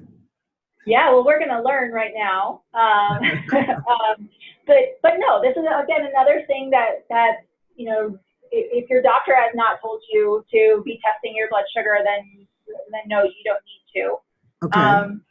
And I know you're sort of borderline a little Right. bit. Your A1Cs are under control. And there are certainly doctors who will say, you can kind of scale back on testing your blood sugar if you're in really in really good control and have been for a while. It's a really good routine to get into, like I said, to learn about your body and yourself and how you act in different situations. But as you get more experience over time, some doctors will say you don't need to check that often. And actually, I wouldn't say this in a group, but so you know, there's actually some research that's been done that shows that testing your blood sugar constantly can make people really anxious. Right. And so for people who are really anxious about their diabetes, their doctors may actually recommend that they stop testing their blood sugar for a while, because it's actually contributing to their stress levels. Okay. Oh, thanks. Okay, so I do have my meter. Okay. Awesome. So Let's can see. you? I'll stop sharing my screen. But why don't you show us? So now we're going to pretend that Kendra is the peer mentor. So why don't you show us all the different pieces in it? Okay, so I have it's a Relion meter. It has it holds its own record. I saw that you had a note on there for a record book, but it has its own record going back 90 days. I'm sorry, Blanche, I'll try to speak louder.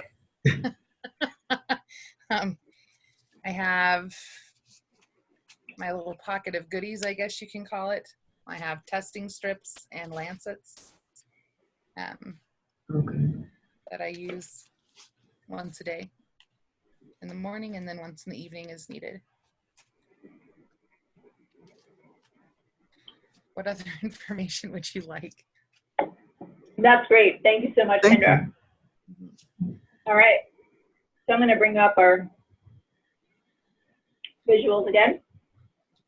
Okay. So here's a procedure for testing your blood sugar. This is a handout that all the patients get so they can take it home with them. So step one, gather all your needed items. Kendra, you have a really nice little bag there, so everything's all together. And so just like she said, some of the things you need are some test strips, the lancet or the needle, and a lancing devices, so these should be sterile. You want your meter, and then if your meter doesn't automatically record things, a separate little record book. Some people like both to be able to write it down and see everything all at once. Sure. Okay, so once you have gathered all your items, wash your hands. Why do you need to wash your hands? There can be sugar and stuff left over from foods that you've eaten. Mm. And you don't want to get infections when you poke yourself. Mm. Right, very good. Okay, I don't know why this is in all caps. So then you're going to take the cap from the top of the lancing device, and you want to insert the lancet into the lancing device. So it's like a holder and a needle, and you stick it in. And then you put the cap back on, and you pull back the trigger. Is this about how yours works, Kendra? Yes. Yep. I think they're all pretty similar. And then you insert the little paper strip into the meter, and this turns the meter on. And then to get a drop of blood, you place the lancing device against the side of your clean finger, because you don't want an infection. And we press the button on the lancing device, and then a little drop of blood comes out, and you touch the test strip to the blood drop that comes out on your finger. How does this feel, Kendra? If you get it in the right place, it doesn't hurt. If you don't, then it's a little prick, and then you're done. Yeah. Do you, So what do you right place? you I'm sorry, test, James, go ahead. you test the first drop of blood?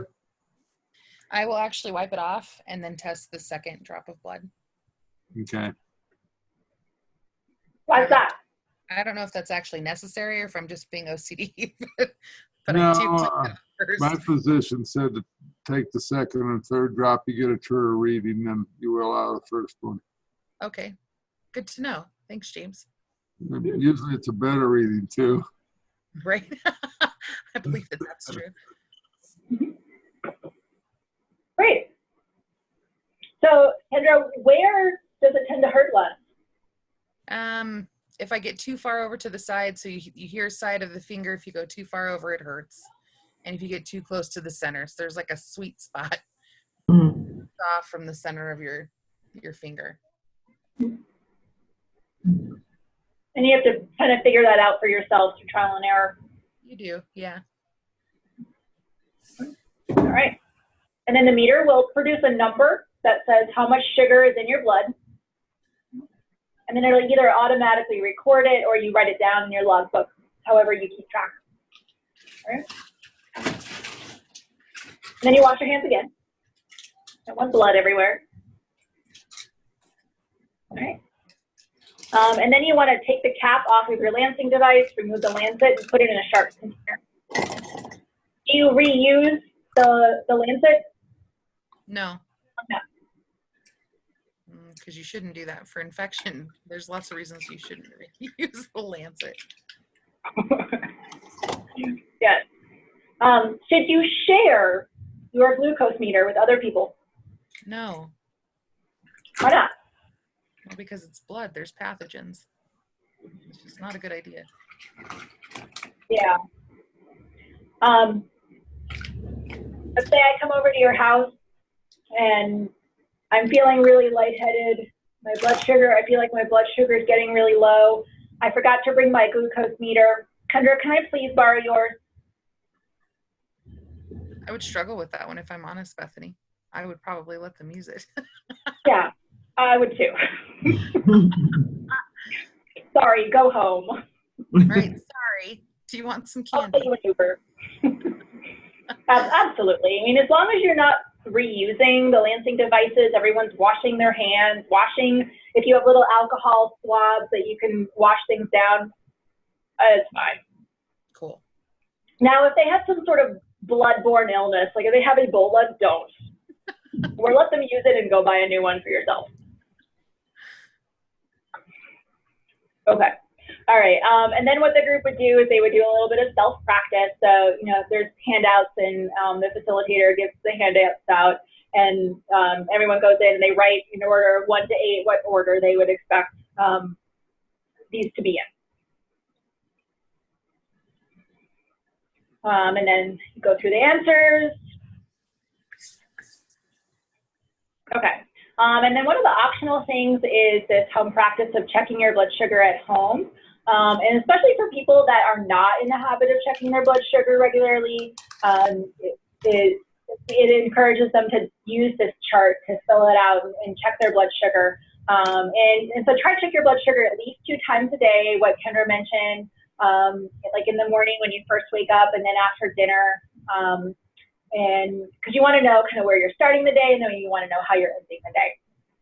And if your blood sugar is like still really high an hour after dinner, you might want to modulate what you're eating at dinner, maybe have a few, some fewer carbs or, more balance of carbs and protein at dinner, and then try it again the next day and say, oh, that was better. And then you start to learn how your body reacts to the different food and times of day. And the idea is like this, you don't need to be perfect on any one day. It's to learn about how your body works, and so that over time, you're having more consistency. And writing things down and looking and tracking how things are going can be really helpful for that. And so the facilitator might assign this as homework for everyone. Okay. All right, so one of the other things that James mentioned earlier was when I asked about what level should your blood sugar be at, he talked about his A1C level, or so the hemoglobin A1C. The big word for that is glycosylated hemoglobin, which means hemoglobin is like blood cells. Glycosylated means there's sugar on it. So sugar in your blood.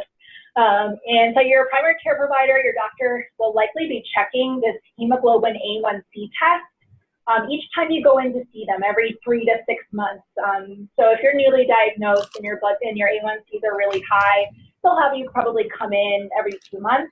But as you've had diabetes longer and maybe you're in better control, it might be every 6 months. And so hemoglobin is a part of a red blood cell that carries oxygen to the cells of the body. And oxygen is really important to get to the cells of your body. What happens if you don't have oxygen? You die. You die, right? Or like that part of your body dies. And so that is, remember we talked about complications of diabetes last time, and it was like damage to your eyes and damage to your kidneys and damage to your vascular system, all the, like the veins in your body. And so what happens when you don't have oxygen is that those cells, those different pieces of your body start to die, they start to fall apart. And so we really want to make sure that our hemoglobin is working properly to bring oxygen to all the cells of their body so that the parts of our body don't die. Okay, so when glucose in the blood sticks to hemoglobin, it's called glycosylated hemoglobin, or we tend to abbreviate it A1C. I don't know why. And then glucose stays attached to the hemoglobin for the whole life of the red blood cell, which is about 2 to 3 months. And that's why we test it every 2 to 3 months. You can't get any more precise than that. And then, an every 2 to 3 months test, it wouldn't change all that much. So when your doctor orders an A1C test, they'll probably ask you to go to a lab, and they'll take about 2 tablespoons of blood from a vein in your arm, and then the blood is placed in a special machine, and it measures how much sugar is sticking to the hemoglobin in your red blood cells. And the result is reported as a percent. So when they say 14 or 7 or 8.5, that's actually a percent. So 14% of your hemoglobin has sugar sticking to it, or 7% of your hemoglobin has sugar sticking to it. And so you want that, less than 6 or 7% of your hemoglobin to have sugar sticking to it. So I already mentioned, so since red blood cells live for about 2 to 3 months, the A1C test shows what your average blood glucose control has been for the 2 to 3 months before the test was done. So it's like, you ever heard of someone doing like a drug test by testing their hair? And or like, how many cigarettes have you smoked in the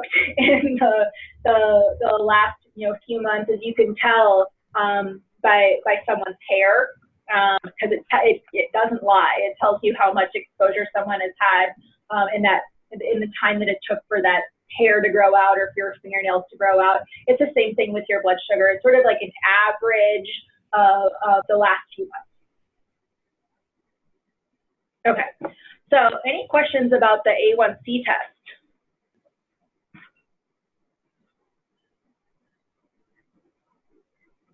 Everyone had an A1C within the last 3 to 6 months? Yeah. So the A1C test is, that's the number, 7, 6, 5, all that. Right. When I had my annual physical last Friday, they just pricked my finger and took blood that way. They didn't take 2 tablespoons. Yeah, they didn't. So I do think there are new ways of testing A1Cs that take less blood. I think the technology has progressed so that there are ways to do quick A1Cs in the clinic. Anyone else have their A1C tested that way?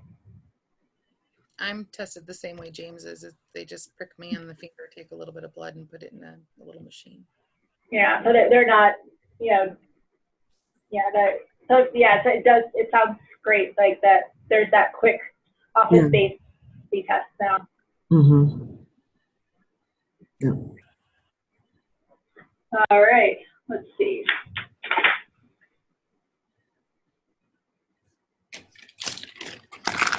All right. Okay. All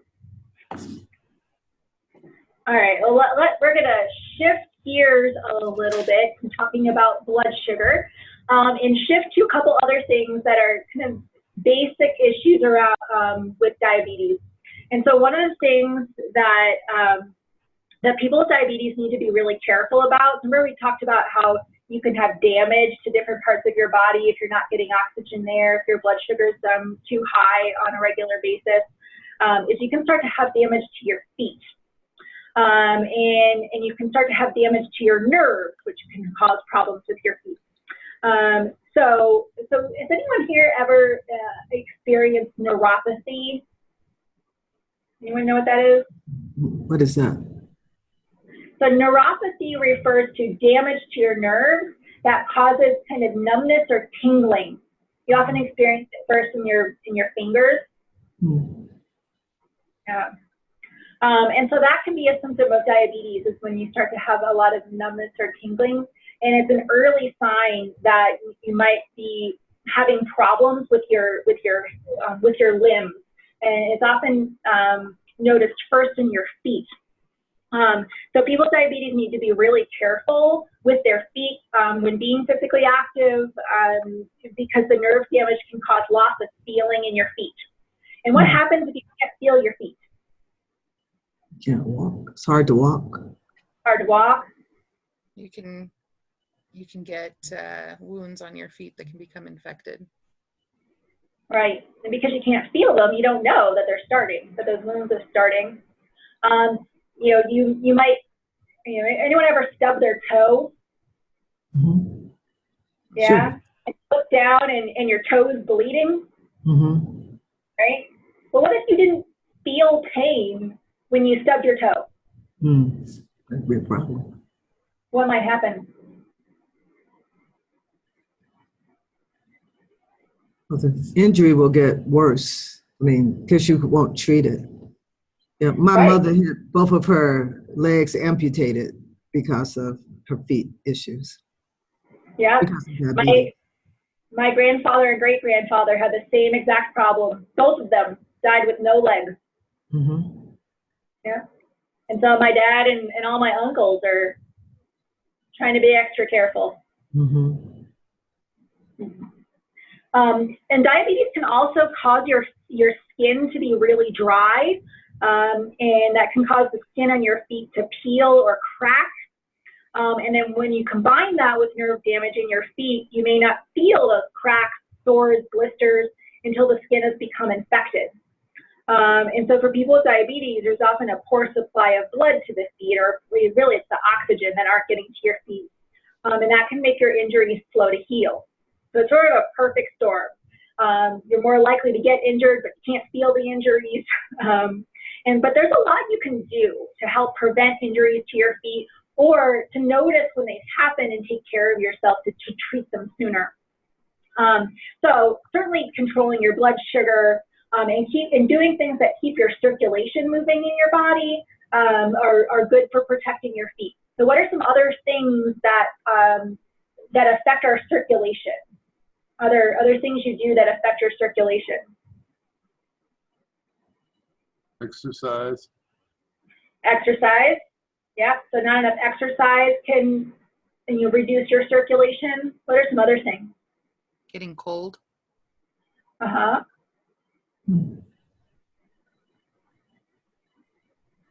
Smoking is a really common thing that restricts our circulation.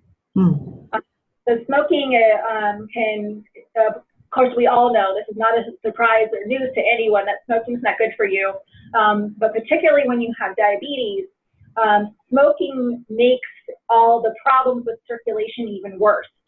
And so one of the things you might want to work on,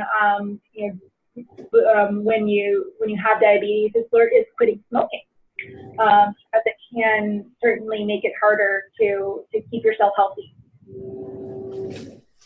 And then you can also keep small problems. So maybe you are getting a sore, maybe you are getting some cracks in your feet, maybe you did. I had this clawfoot tub growing up, and I would always kick it when I got up in the middle of the night to go to the bathroom, and I was constantly like hurting my toes on this clawfoot tub. So that's what I think of when I think of stubbing my toe. And so foot care when you have diabetes is super important. And so every day you should be checking your feet. Anyone do that? Does anyone check their feet every day? Every day. You do that? Yeah. So tell us about that, James. What do you do to check your feet?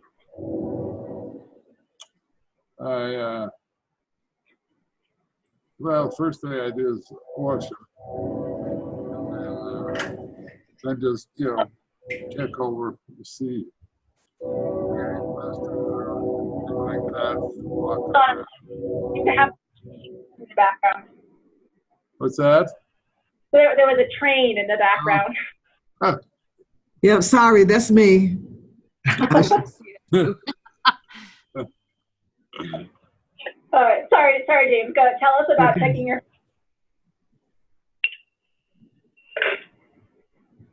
Okay. Yes, we're good. Every night before I go to bed, I wash them with soap and water first, and sometimes leave the warm cloth on them, depending on if they're tired or not. And then I just visually inspect them and check them for raw spots where your shoes rubbed or socks didn't fit right or things like that. I do that every day. Excellent. Great. Kendra, how about you? Do you ever check your feet? No, not like I should. So in addition to checking your feet, you want to wear shoes or slippers at all times.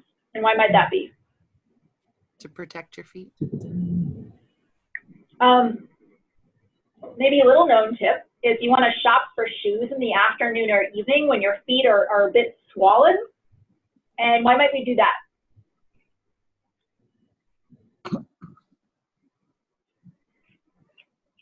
Well, to make sure they fit, right? Yeah. Yeah. Because if you shop for shoes when your feet are not so swollen in the morning, what happens when they do get swollen in the afternoon or evening? Shoes are tight, yeah. Good. So always wear shoes and socks that fit well and don't squeeze. Protect your feet from heat and cold. I would not recommend going to the sand dunes and walking in bare feet in the middle of the summertime. I have made that mistake. And all of this is to help keep your feet in good condition. Wash them every day, just like James described. That's great. You want to check the temperature of bath water with your elbow before getting into the tub or the shower, because you don't want it to get too hot. And because you can get dry skin, you want to apply lotion to the tops and bottoms of your feet regularly, but not between your toes. Why not between your toes? That's a good one. I don't know either. What's the environment like between your toes? moist. Uh-huh. Get a fungus. Yeah. Exactly. Oh. Yeah. Yeah. Hmm. So probably That's don't good need to know. lotion between your toes. Avoid heating pads and electric blankets. And then if you're noticing, so much of this is learning your body and noticing what changes over time. And so if you notice something starting to pop up, some rough edges around one part of your foot, that's a really early sign that something could be happening.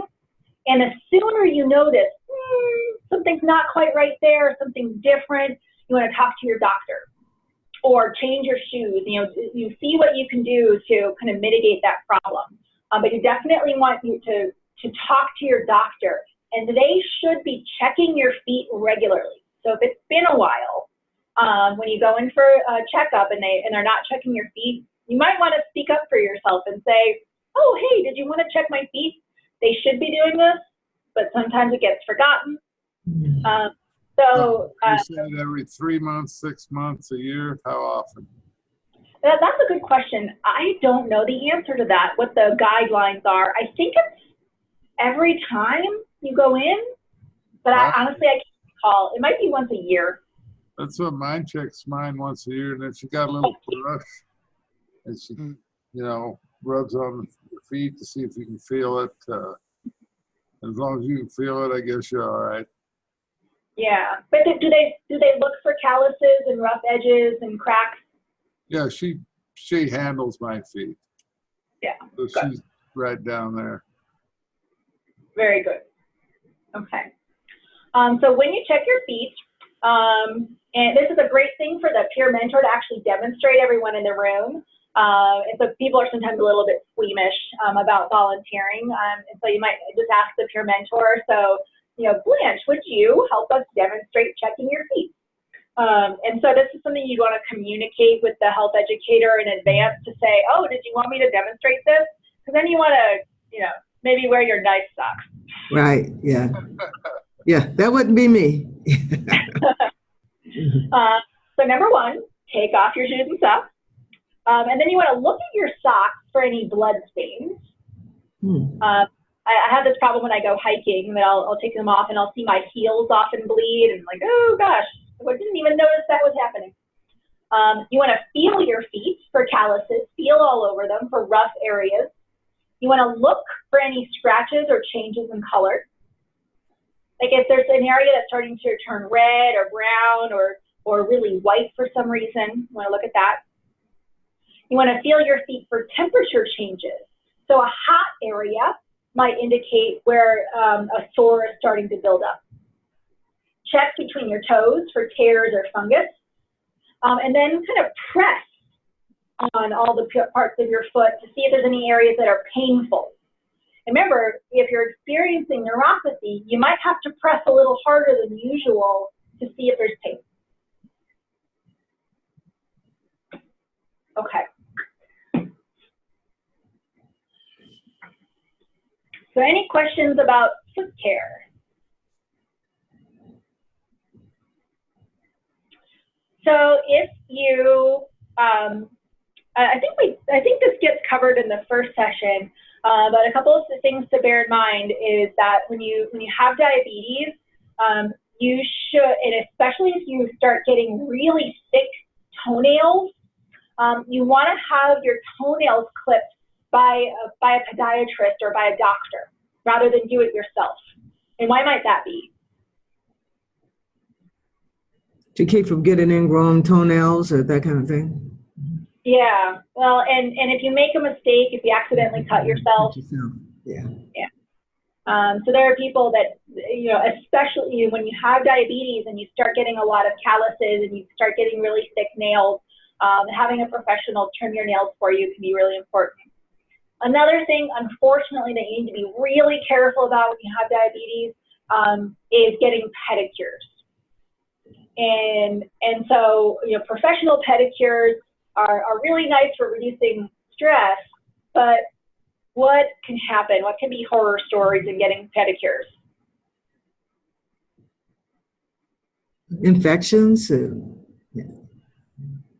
Yes. And so it's really not recommended to get pedicures when you have diabetes.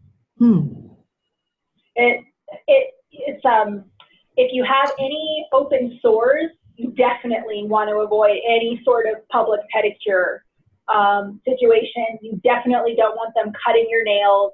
Filing can be okay. If your feet are in good shape and you're just asking them to file, or if you're just asking them to, you know, sort of apply nail polish, that's okay. But you need to be very, very careful because we all know that the cleanliness of pedicure places and spas is suspect.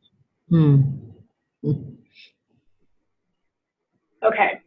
All right. Well, then I think that's enough for today. We have about 20 minutes left, and the lights went off in my office building, so I need to go home apparently.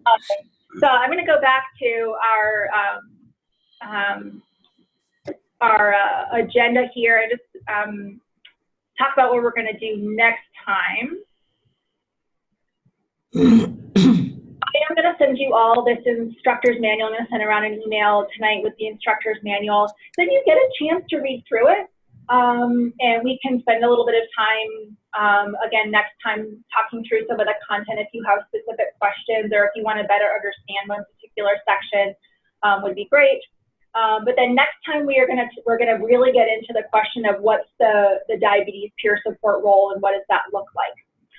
So we'll have some time dedicated next time to practice more of the TTIM content. And just like we did today, you know, today was no pressure next time either, but we will have everyone kind of, you know, be prepared to demonstrate or share some experiences around some of the TTIM content. Diabetes Basics doesn't invite a lot of personal experience sharing, but some of the other things where it's like, how do I solve problems and how do I change my exercise? That's a really good opportunity to kind of share the challenges that you've experienced and how you've gone about kind of addressing those challenges in your own life for lifestyle change. And so if everyone would read through the instructor's manual and come prepared next time to kind of play being that peer mentor role. And you can all pick maybe one of the sections of a module that you'd like to play facilitate. And if you don't have a preference, we'll just pick one as a group that we'll all do together. And we'll spend some time really practicing goal setting. So goal setting is covered, let's see, in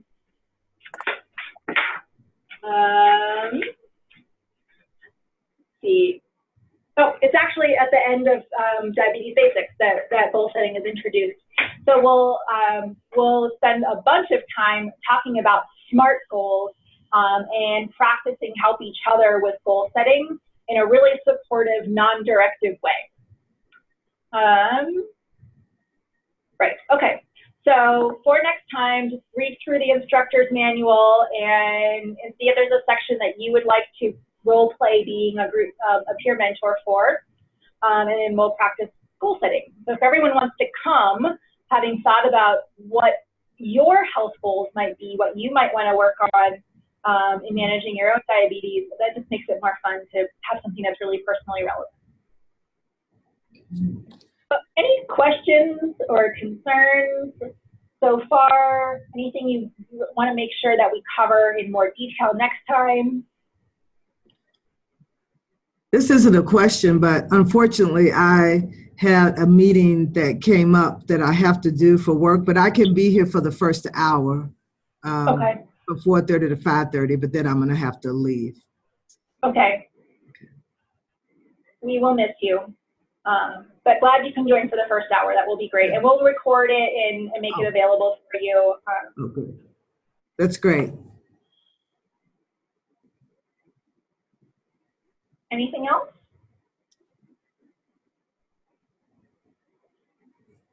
All right.